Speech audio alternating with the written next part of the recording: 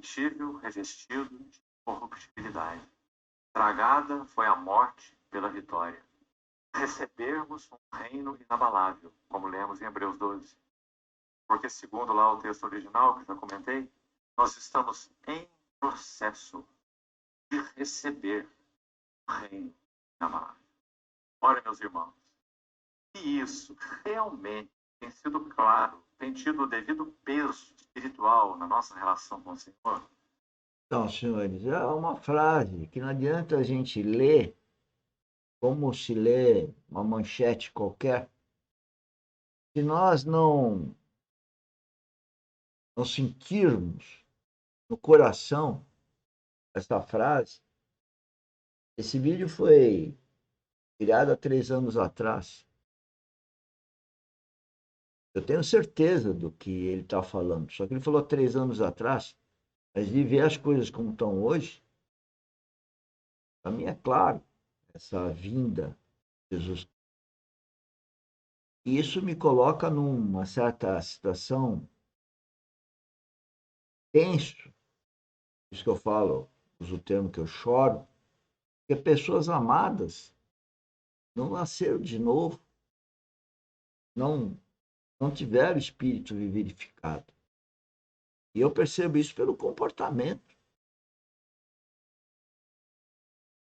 Eu mesmo luto muito comigo mesmo para estar seguindo o Espírito Santo, tudo que ele me fala. Porque não é fácil. Menos fácil ainda é ver pessoas amadas com qual nós trabalhamos, vivendo, familiares próximos, sem a noção, sem discernimento. Então, vejo que o título dessa conferência é Discernindo os maiores conflitos dos dias atuais.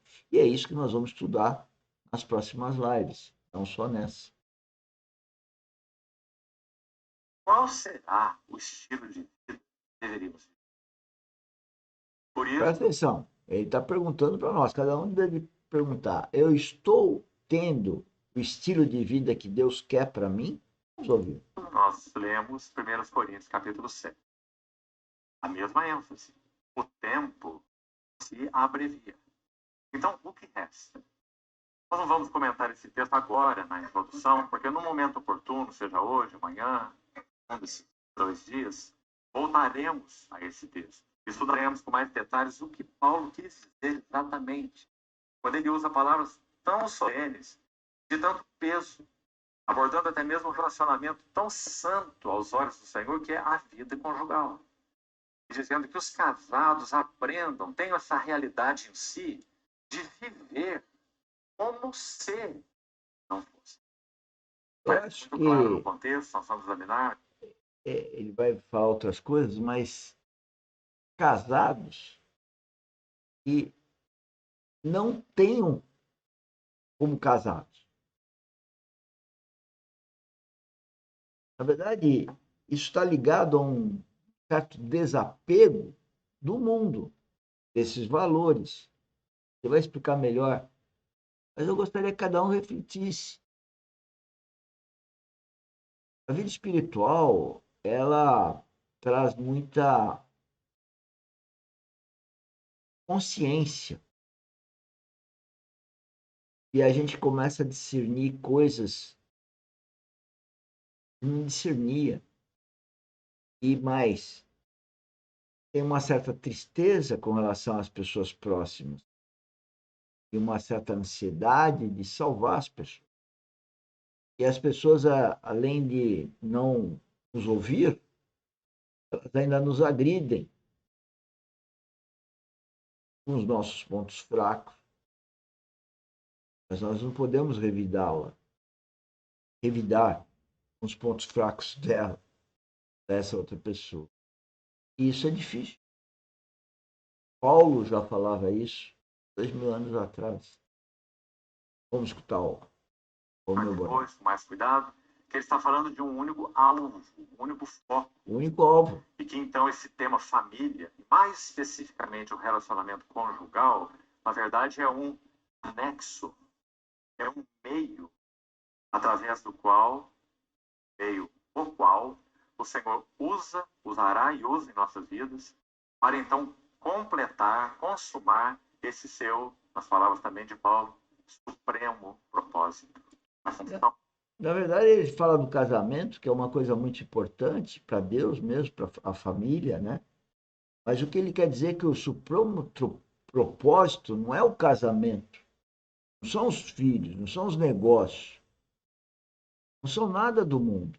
O supremo propósito é forjar Cristo em nós. Esse é o objetivo. Qualquer um que não ande segundo esse objetivo pode ter toda a situação familiar, conjugal, conjugal adequada para o mundo, mas desadequada para Deus. Não são foco, não é a nossa vocação. Nós não fomos chamados para ser casados. Compreendem o que estamos dizendo? Nós fomos chamados para que as glórias de Cristo sejam vistas em nós, para que o caráter de Cristo seja formado em nós. Olá. Tanto é que se formos olhar o casamento santo e sublime como é, nunca percamos isso de vista, amados irmãos, muito mais em dias tão difíceis que vivemos. Mas se formos considerar o que significa casamento, do ponto de vista do eterno propósito de Deus, o que temos que dizer é que são relações provisórias. Provisórias. Porque diante dele, quando estivermos diante dele, a realidade não será necessária. Casamento, relações exclusivas entre homem e mulher, né? O casamento bíblico, nada disso será necessário. Por quê? Porque nós seremos todos introduzidos na realidade única espiritual do que é o casamento. A ceia das bodas do Cordeiro. Esse então, é a necessidade de casamentos, a nossa chamada eternidade futura diante do Senhor. Não é? Então, você vê que Paulo usa essa mesma linguagem em 1 Coríntios 7. O que resta, ele diz, divido vocês, são casados, e adverte outras esferas, os que se alegram, os que choram, os que compram, os que usam do mundo. Veja que ele faz aí 5 advertências para 5 esferas, e começa com essa questão, a mais sublime, o casamento. Sejam como se não fosse. Ele está dizendo, tome cuidado. Seu casamento, sua família, por mais sublime que isso seja aos olhos de Deus, não é o alvo do sublime chamamento de Deus. Então, não. Se as pessoas não entenderem isso, mas não terem isso no coração, é porque elas ou são imaturas espiritualmente, ou nem têm o Espírito Santo habitando no coração. Porque quem dá esse discernimento é o Espírito Santo. Sem ele. É engraçado que as pessoas ainda, além de não conseguir sentir isso, ainda projeta no outro a dificuldade que elas têm. Elas não conseguem enxergar dentro de si, mas vê o outro, a projeção da cegueira dela, mostrando então que não tem Espírito Santo. Porque essas questões são de foro do homem interior, do ser humano interior, não é para projetar no outro. Mas a academia precisa ter o propósito de advertir. Mas antes de eu divertir o outro, eu tenho que vigiar e orar.